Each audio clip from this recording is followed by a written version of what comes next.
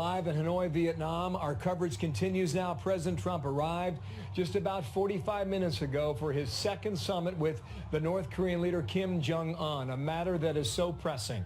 Nuclear weapons. How do you resolve it? The president has a packed agenda, scheduled to meet with the Vietnamese president and other top officials before the historic second sit-down meeting with Chairman Kim.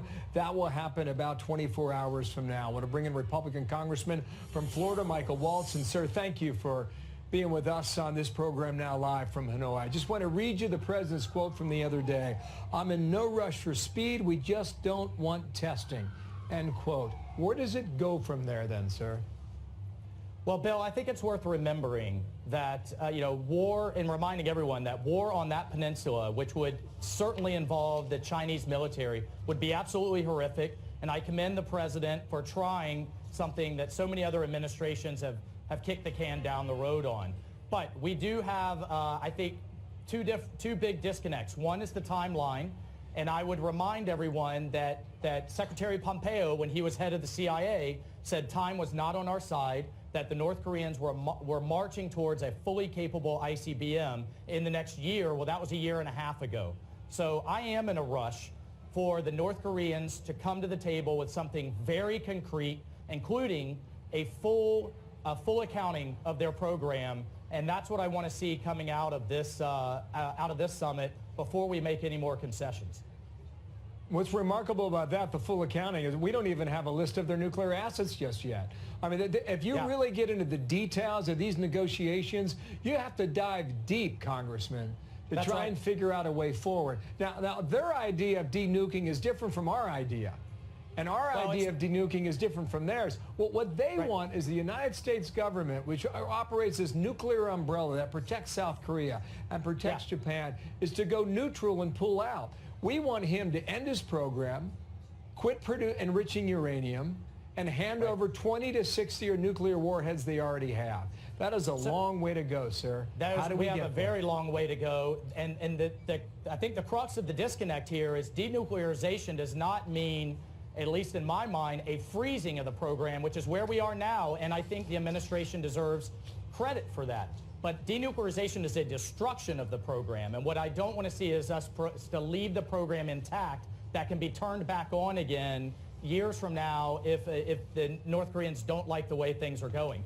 The other things I think to watch for, Bill, are one is for a declaration of peace on the peninsula. We have to be, that sounds great, but we have to be careful there. That gives the Chinese and Russians an excuse to back out of sanctions. And then we can't overlook the liberals on the South Korean political system that want the Americans out. Back in the 1980s, you had mass protests for American troops to leave. So if we have peace on the peninsula, that gives an opening for all of those things to happen. The other thing is we can't forget the Japanese. If we reach some type of agreement on ICBMs that keeps the American homeland safe, that's great. But the Japanese are very concerned about being left out of this. Short-range missiles can reach Japan and can destabilize all of Asia, and that would not be in America's interest. Congressman, we're watching a street-side view here of a camera in western Hanoi, where President Trump has now arrived at the hotel, the official hotel where he will be staying for the next 2.5 days. And we will watch the meetings get underway tomorrow morning, local time. It'll be a day, very interestingly, Congressman, that he will meet with Vietnamese officials and the president of Vietnam for several hours. And it won't be a good 24 hours from now until these men, Chairman Kim and President Trump, come face to face yet again. They're going to have a dinner here tomorrow night. The reason I think that's significant is because President Trump wants to impress upon the Vietnamese government to tell Chairman Kim that this could be his. Look, after all, what you have done over the past 20 years.